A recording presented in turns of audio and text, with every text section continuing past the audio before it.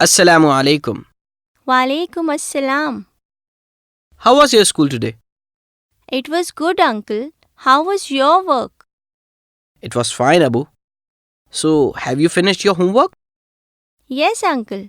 I had finished that as soon as I reached home. Very good, Abu. So, are you ready for today's story? Yes, I am. Which story are you going to tell me today? Inshallah, I'll tell you the story of Hazrat Fatima radiallahu ta'ala anha. Bismillahir Rahmanir Rahim. The story of Hazrat Fatima radiallahu ta'ala anha. By now, Khadija was not doing very well. Living in the desert for 3 long years had taken a toll on her health. She was sick by the time they returned to Makkah. Fatima loved her mother very much and she took great care of her. Little Fatima was only 7 years old when her mother fell sick. She knew that her father loved her mother very much. His uncle Abu Talib, who was always kind to him, had passed away just a month ago, and now his wife was sick. Khadija radiallahu ta'ala anha knew that she was going to die soon. She kept thinking about Fatima. She wept for her, thinking about her lonely life after she dies. Khadija radiallahu ta'ala anha passed away on the 10th day of Ramadan. Fatima had lost her mother at such a young age.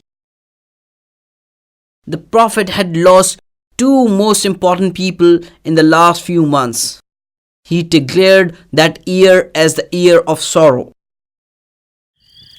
The Prophet continued calling people to Islam, and the Quraysh were fed up. One night, they came up with a plan to kill the Prophet.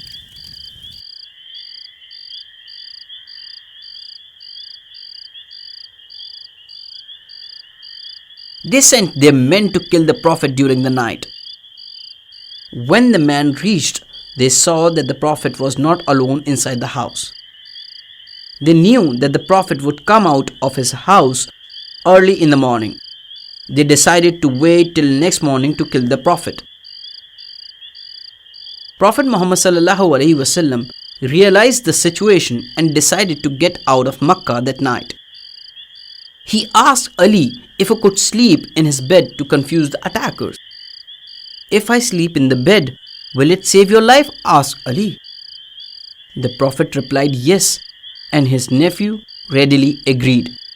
He slept in the bed in the place of the Prophet and covered himself with a green blanket. The attackers could see someone sleeping covered in green blanket, and they thought it must be the Prophet. They decided to wait till dawn to make their move. In the meantime, Prophet left his house and rode towards Medina. This was known as the first Hijrah and marks the start of the Islamic calendar.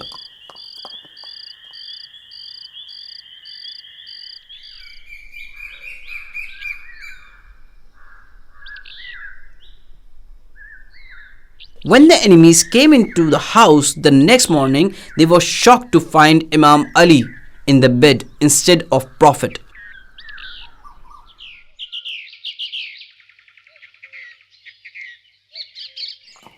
After a few days, Imam Ali took Bibi Fatima and others and travelled to Medina.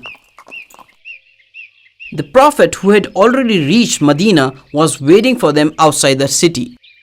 He was so happy to see his closed ones again.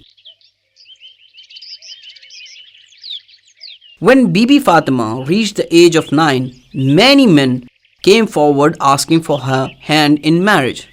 Some of the men were rich and wealthy, some were from noble families, but the Prophet refused and kept waiting for the right man. One day, Imam Ali came to the Prophet and asked if he would let him marry Fatima. The Prophet was happy at his proposal as he knew Hazrat Ali was a good man. He was a good Muslim and the Prophet knew him since he was a child. Once Ali left, he asked his daughter if she was willing to marry Hazrat Ali. She bowed her head in modesty, but she was happy. The Prophet stood up and said, Allahu Akbar. He called Imam Ali and conveyed him the good news. On Friday, the first day of Zul-Hijjah, in 2 Hijrah, the wedding of Bibi Fatima and Imam Ali was celebrated.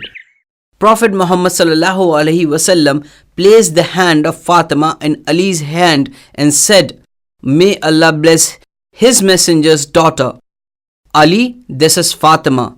You are responsible for her. What an excellent wife Fatima is. What an excellent husband Ali is. O Allah, bless them and their children.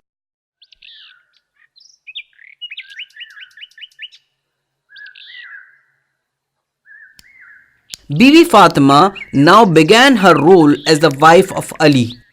They led a simple life and they loved and respected each other. Hazrat Ali would go out to do his work, and Fatima did the chores inside the house. Ali would also gather firewood and buy goods for his house.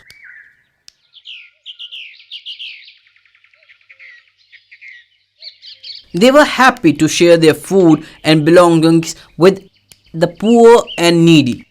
No one ever returned empty-handed from their door. Allah blessed them with 4 children. They were Imam Hasan, Shaban, Imam Husain, Hazrat Zainab, and their youngest one, Kulthum. Prophet appointed a maid, Bibi Fizza, to help Fatima with their household chore.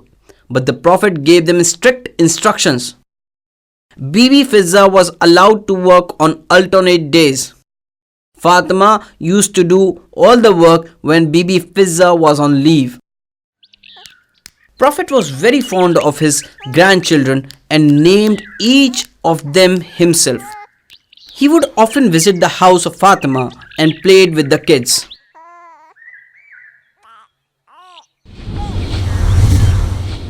MashaAllah, that was such a great story. I'm glad you liked it, my son. There are many other interesting stories. I'll tell you those later. It is time for me to leave. Goodbye. Goodbye.